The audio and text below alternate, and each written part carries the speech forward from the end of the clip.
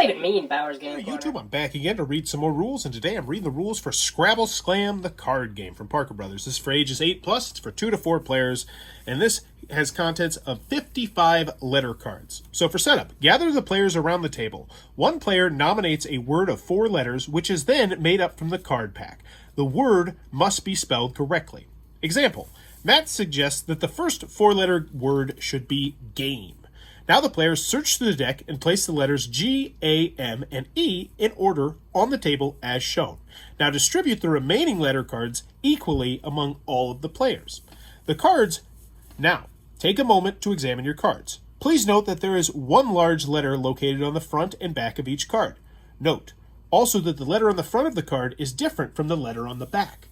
You'll notice that each card also has 2 small letters in the upper left-hand corner.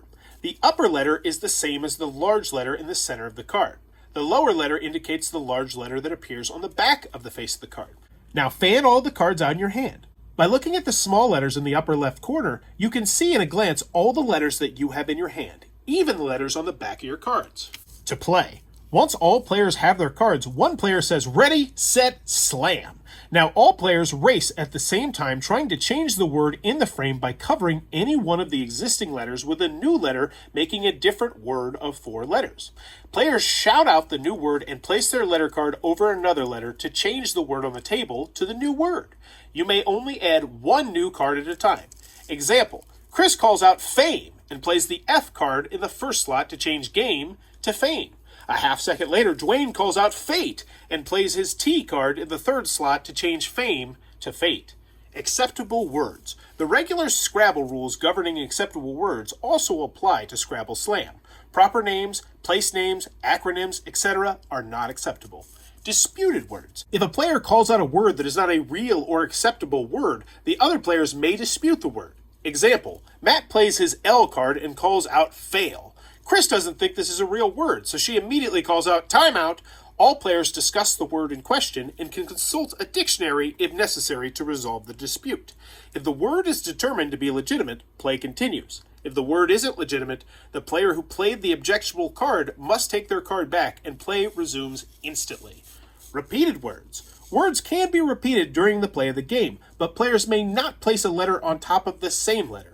Example, if the active word is fate, you may not play an F on top of the F word. But if a player plays a K to make the word fake, it is now acceptable to play a T to make the word fate again. Blank cards. Some cards are blank on one side. These cards can be used to represent any letter. To play a blank card, decide what letter you want the card to represent. Then play it as you would play any other card, calling out the new word that you want to create. For example, if your current word is fate and you want to change it to fade but don't have a D, you may play your blank card. As you play it, be sure to call out fade. The blank card is a D. After you have played the blank card, it will retain its identity as a D so that if someone wants to play an S on top of the E, they can turn fade into fads. To win, play continues until one player gets rid of his last card. The first player to get rid of all their cards is the winner. If, towards the end of the game, no player can change the word on the table, the game ends. The player with the least number of cards remaining in their hand is the winner. And that's how you're going to play Scrabble Slam.